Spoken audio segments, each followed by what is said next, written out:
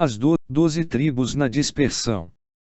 O Evangelho pregado a todas as nações, como diz a Escritura, por toda a terra, até aos confins do mundo. Salmos, capítulo 19, verso 4, para a salvação de todos os povos, como foi pré-anunciado a Abraão, em ti serão benditas todas as famílias da terra. Gênesis, capítulo 12, verso 3, mas os leitores mais atentos, podem, e devem se perguntar, no livro do profeta Jeremias, capítulo 31, onde é claramente anunciada a nova aliança, esta é destinada, exclusivamente, à casa de Judá e à casa de Israel.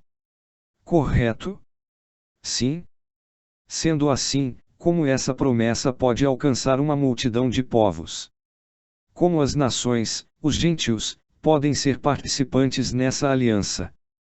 Sim, os crentes de todas as nações são participantes, e estão inseridos nessa profecia. É sobre isso que vou falar aqui. Bem, primeiro devemos notar que essas duas alianças já haviam sido anunciadas por Deus, muito antes a primeira ser instaurada. Mas estava oculto, em mistérios, para ser revelado em tempo determinado. E para compreender isso, há outros princípios contidos nas Escrituras que precisamos ver. Vejamos Gálatas capítulo 4, dos versos 22 ao 31 segue, verso 22, pois está escrito que Abraão teve 2 filhos, um da mulher escrava e outro da livre. Mas o da escrava nasceu segundo a carne, o da livre, mediante a promessa. Estas coisas são alegóricas, porque estas mulheres são 2 alianças. Uma, na verdade, se refere ao Monte Sinai, que gera para a escravidão, esta é Agar. Ora, Agar é o Monte Sinai, na Arábia, e corresponde a Jerusalém atual, que está em escravidão com seus filhos. Mas a Jerusalém lá de cima é livre, a qual é nossa mãe. Porque está escrito: Alegra-te, ó estéril, que não dás à luz, exulta e clama, tu que não estás de parto, porque são mais numerosos os filhos da abandonada que os da que tem marido. Vós, porém, irmãos, sois filhos da promessa, como Isaque. Como, porém, outrora, o que nascera segundo a carne perseguia ao que nasceu segundo o Espírito, assim também agora. Contudo, que diz a Escritura? Lança fora a escrava e seu filho, porque de modo algum o filho da escrava será herdeiro com o filho da livre. É, assim, irmãos, somos filhos não da escrava, e sim da livre.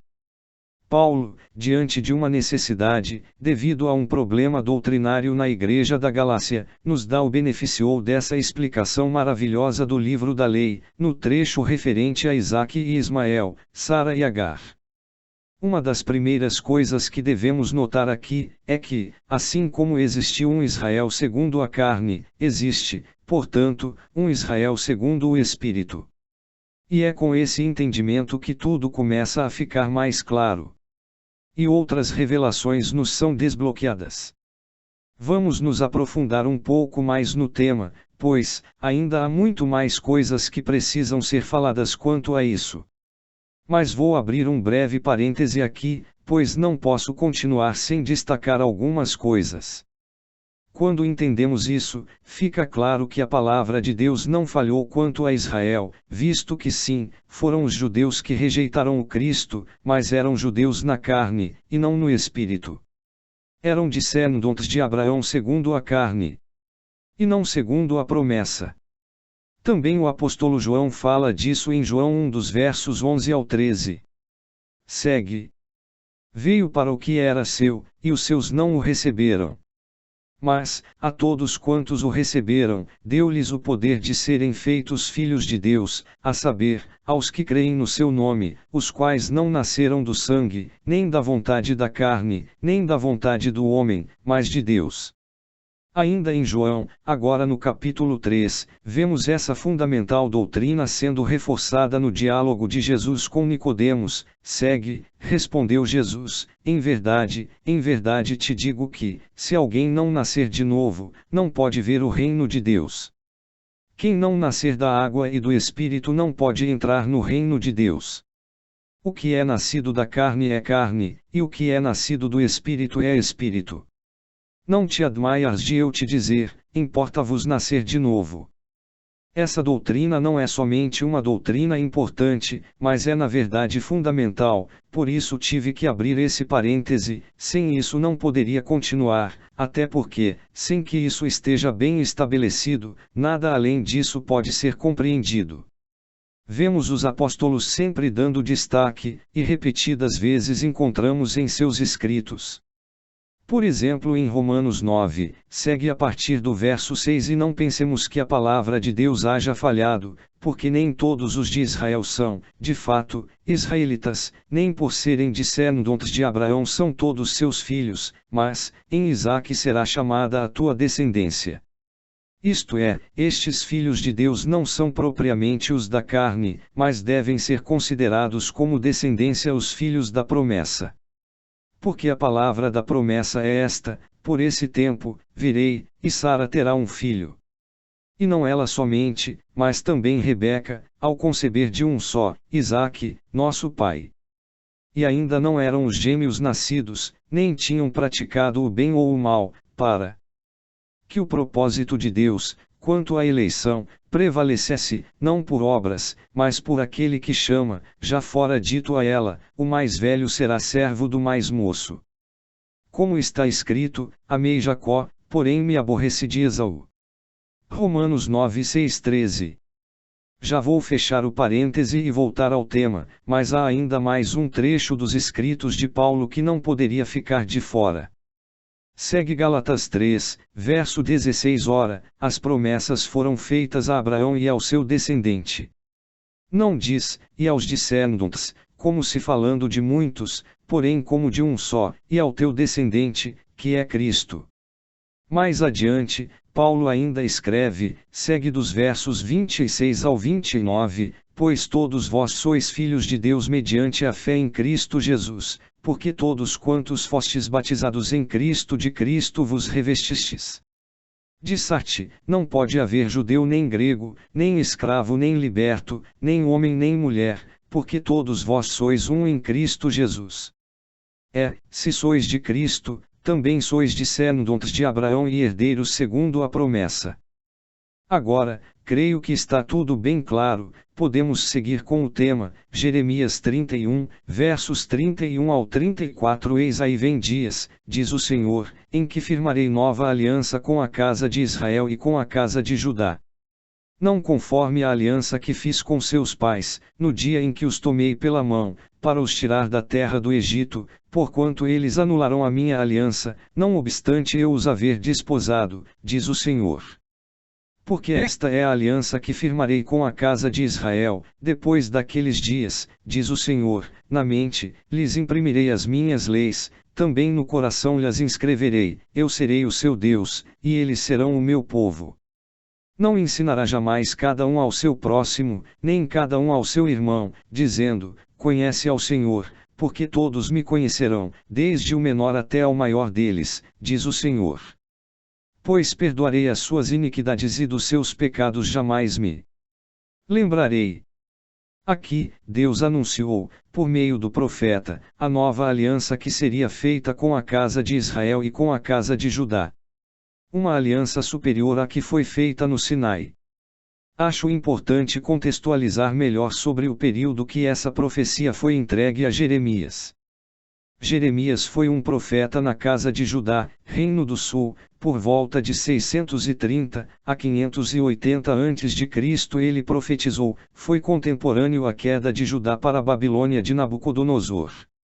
Período esse onde não mais existia o reino casa de Israel, Reino do Norte, pois este, já haviam sido entregues por Deus ao império da Assíria por volta de 720, e espalhados entre as nações.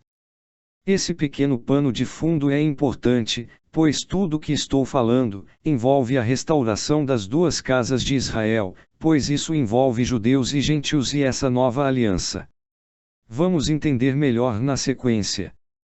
Como diz o profeta sobre essa restauração? Segue. Os filhos de Judá e os filhos de Israel juntos se congregarão, e constituirão sobre si uma só cabeça, e subirão da terra, porque grande será o dia de Jezreel.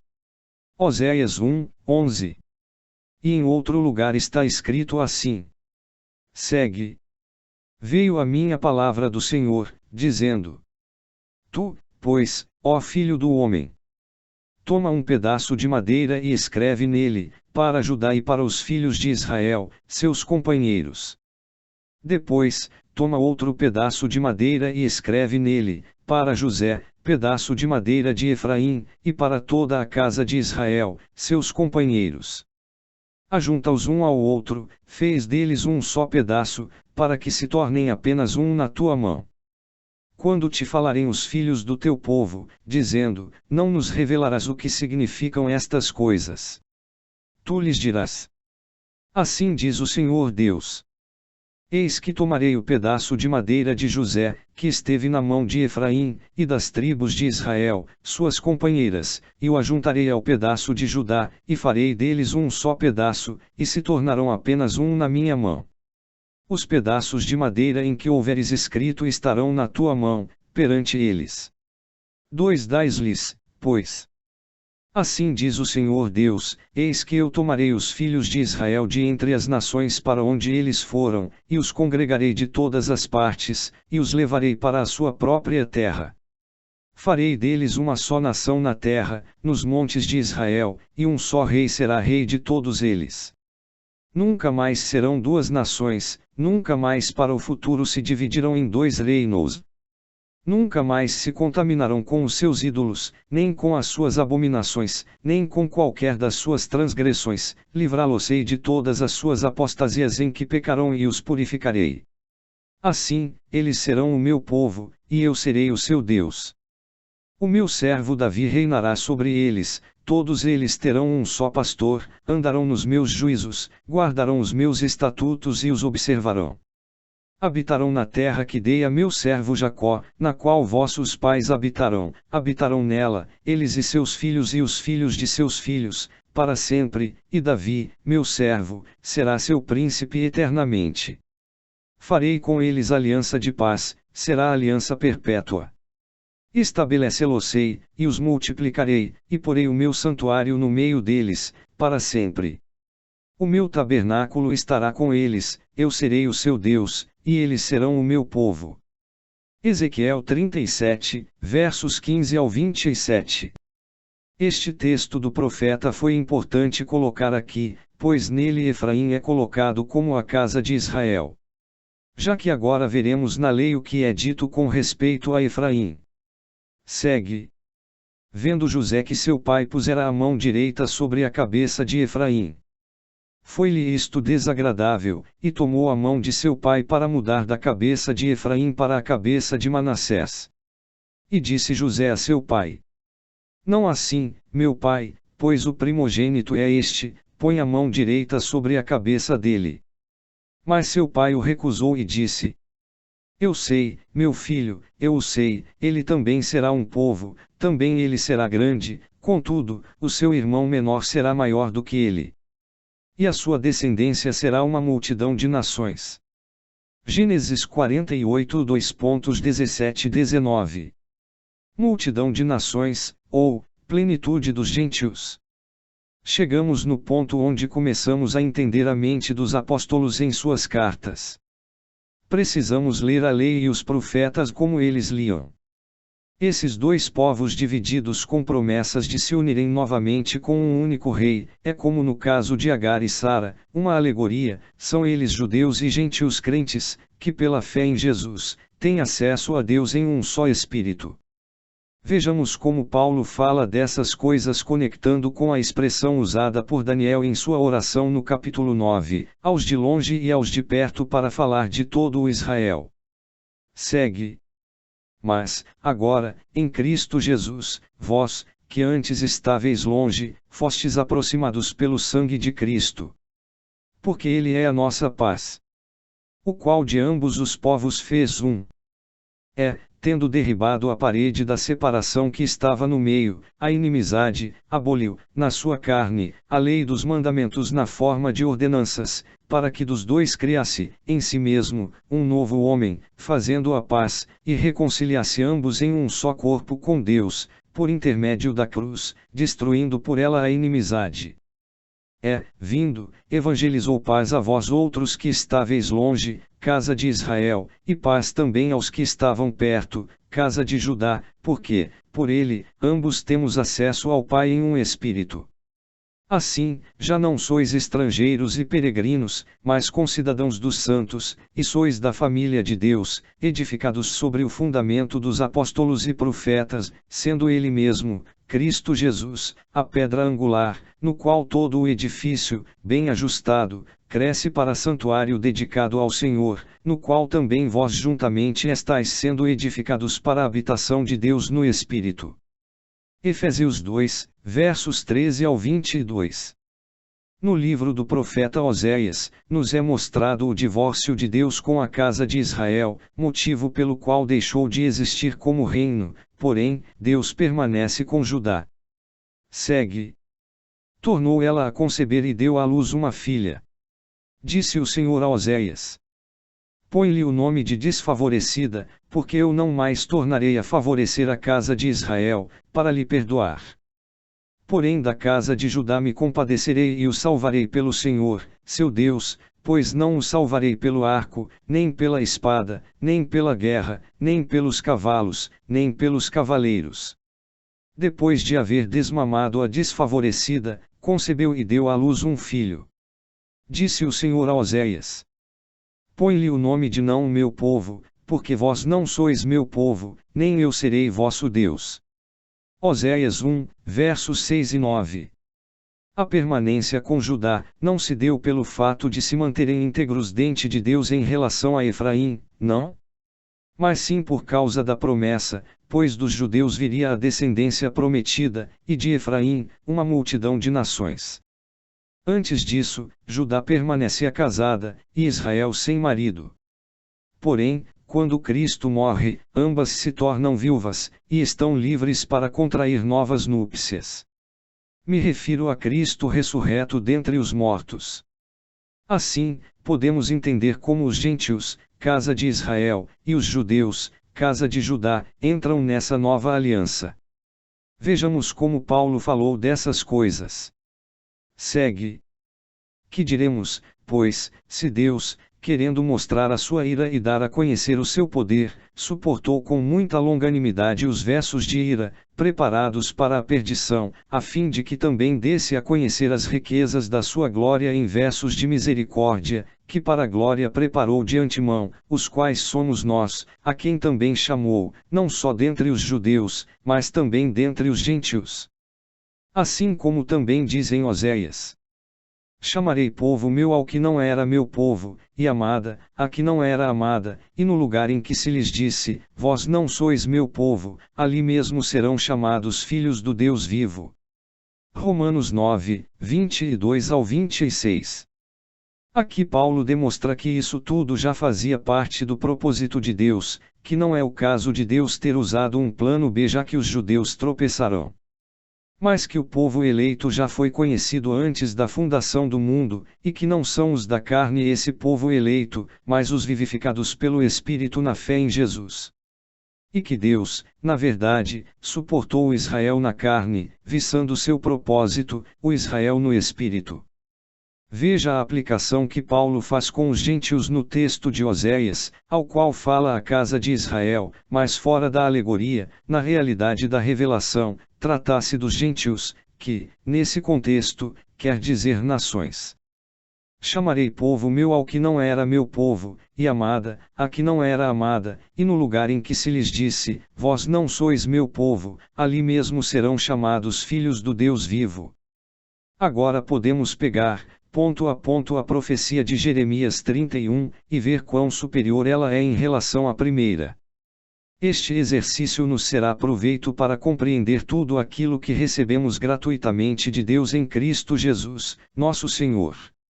Veja que, já entra em pauta nos primeiros versos. Segue, João, as 7 igrejas que se encontram na Ásia, graça e paz a vós outros, da parte daquele que é, que era e que há de vir, da parte dos 7 Espíritos que se acham diante do seu trono e da parte de Jesus Cristo, a fiel testemunha, o primogênito dos mortos e o soberano dos reis da terra. Aquele que nos ama, e, pelo seu sangue, nos libertou dos nossos pecados. E nos constituiu reino, sacerdotes. Para o seu Deus e Pai, a Ele a glória e o domínio pelos séculos dos séculos. Amém. Apocalipse 1:4-6. Mais adiante temos algo mais próximo disso que vamos falar. Segue. Veio, pois, e tomou o livro da mão direita daquele que estava sentado no trono, e, quando tomou o livro, os 4 seres viventes e os 24 anciãos prostraram-se diante do Cordeiro, tendo cada um deles uma harpa e taças de ouro cheias de incenso, que são as orações dos santos, e entoavam novo cântico, dizendo: Digno és de tomar o livro e de abrir-lhe os selos, porque foste morto e com o teu sangue compraste para Deus os que procedem de toda tribo, língua, povo e nação, e para o nosso Deus os constituíste reino e sacerdotes, e reinarão sobre a terra. Apocalipse 5:7-10, Ara. O que vemos nesse texto são povos de todas as línguas, povo e nação, sendo uma só nação, uma nação santa, um reino sacerdotal. Agora, pois, se diligentemente ouvirdes a minha voz e guardardes a minha aliança, então, sereis a minha propriedade peculiar dentre todos os povos, porque toda a terra é minha. Vós me sereis reino de sacerdotes e nação santa. São estas as palavras que falarás aos filhos de Israel. Êxodo 19 versos 5 e 6. Tais coisas não se cumprem no Israel segundo a carne, visto que eles não ouvem a voz do Senhor, se prostituem e invalidam a aliança, e também não se tornam um reino sacerdotal, pois, somente a tribo de Levi recebe a incumbência de falar aos irmãos: conhece ao Senhor. Mas não é assim na nova aliança, pois todos são sacerdotes de Deus. Segue. Não ensinará jamais cada um ao seu próximo, nem cada um ao seu irmão, dizendo: conhece ao Senhor, porque todos me conhecerão, desde o menor até ao maior deles, diz o Senhor. Pois perdoarei as suas iniquidades e dos seus pecados jamais me lembrarei. Jeremias 31 verso 34. E também diz: pois perdoarei as suas iniquidades e dos seus pecados jamais me lembrarei, ou seja, não se fará lembrança dos pecados como era feito lembrança todos os anos, com sacrifícios ineficazes de touros e bodes. Mas com um único sacrifício, eficaz para expiar pecados. O sacrifício de Cristo. Assim, com tudo o que foi dito, gostaria de encerrar este estudo com um trecho da carta do apóstolo Pedro. Segue. Bendito o Deus e Pai de nosso Senhor Jesus Cristo, que, segundo a sua muita misericórdia, nos regenerou para uma viva esperança, mediante a ressurreição de Jesus Cristo dentre os mortos, para uma herança incorruptível, sem mácula, imarcessível, reservada nos céus para vós outros que sois guardados pelo poder de Deus, mediante a fé, para a salvação preparada para revelar-se no último tempo. Nisso exultais, embora, no presente, por breve tempo, se necessário, sejais contristados por várias provações, para que, uma vez confirmado o valor da vossa fé, muito mais preciosa do que o ouro perecível, mesmo apurado por fogo, redunde em louvor, glória e honra na revelação de Jesus Cristo, a quem, não havendo visto, amais, no qual, não vendo agora, mas crendo, exultais com alegria indizível e cheia de glória, obtendo o fim da vossa fé, a salvação da vossa alma. Foi a respeito desta salvação que os profetas indagarão e inquirirão, os quais profetizarão acerca da graça a vós outros destinada. Investigando, atentamente, qual a ocasião ou quais as circunstâncias oportunas, indicadas pelo Espírito de Cristo, que neles estava, ao dar de antemão testemunho sobre os sofrimentos referentes a Cristo e sobre as glórias que o seguiriam. A eles foi revelado que, não para si mesmos, mas para vós outros, ministravam as coisas que, agora, vos foram anunciadas por aqueles que, pelo Espírito Santo enviado do céu, vos pregarão o Evangelho, coisas essas que anjos anelam perscrutar. 1 Pedro 1:3-12. Jesus Cristo, o verdadeiro Israel, e todos que nele estão firmes.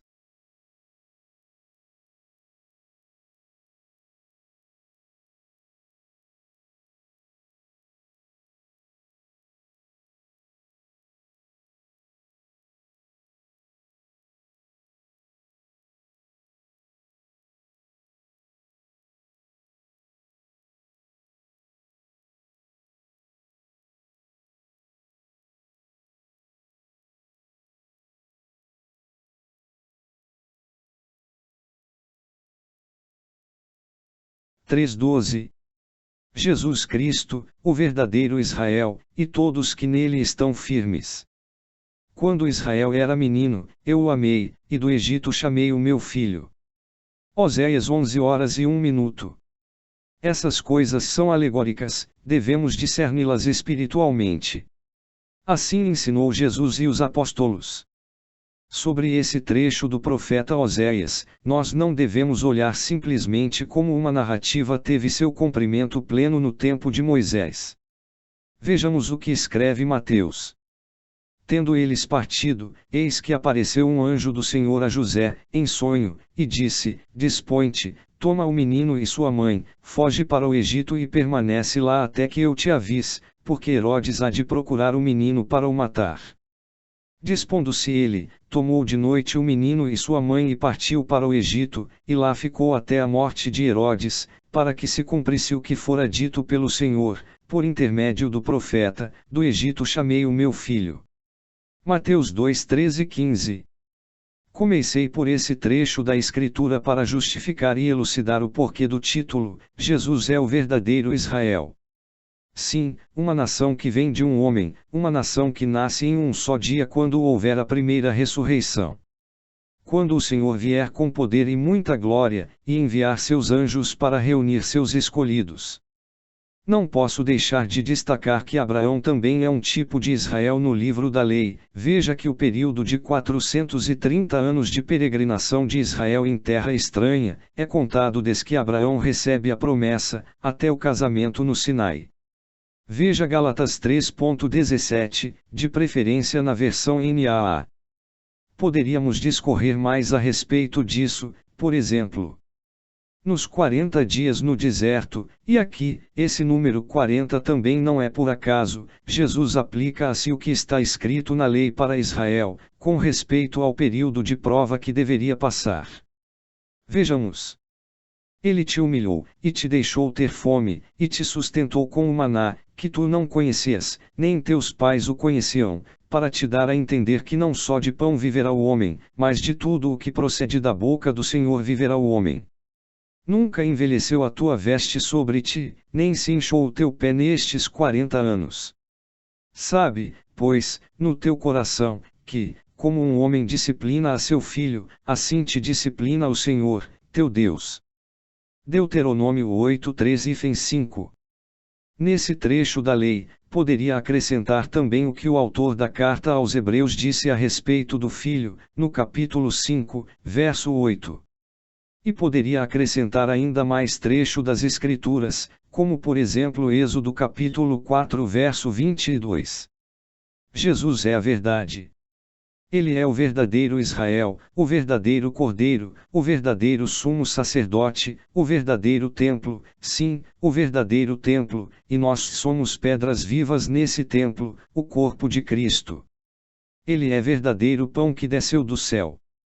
Mas vou deixar à parte nesse texto a apologética dessa afirmação, para focar em refutar uma falsa doutrina, onde o texto base está em Romanos capítulo 11, que fora do seu contexto, se torna um danoso mal-entendido. Devemos destacar o capítulo 9, nos versos 6, 7 e 8, esse mal-entendido dá origem a doutrinas perigosíssimas. Podemos mencionar o dispensacionalismo e suas vertentes como grandes exemplos. Veja, quando Paulo diz que os povos das nações foram enxertados na oliveira, ele não está falando de estar enxertados na nação de Israel segundo a carne, mas sim de estar enxertados em Cristo.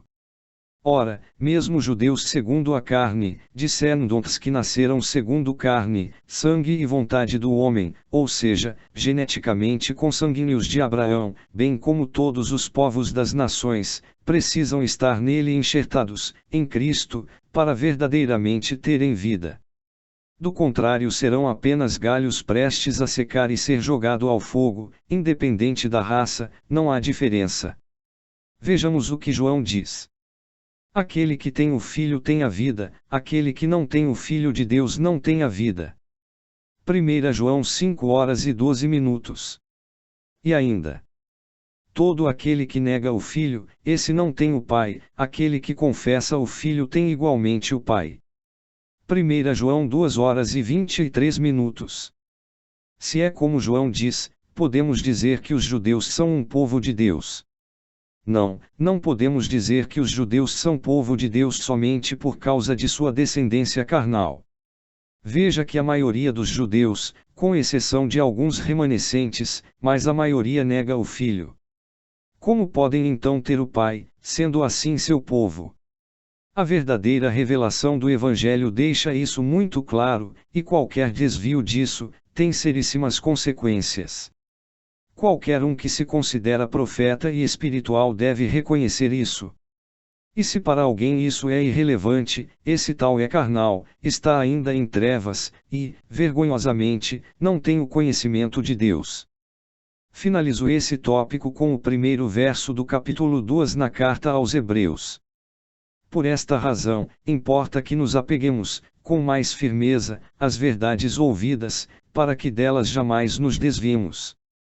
Hebreus 2:01.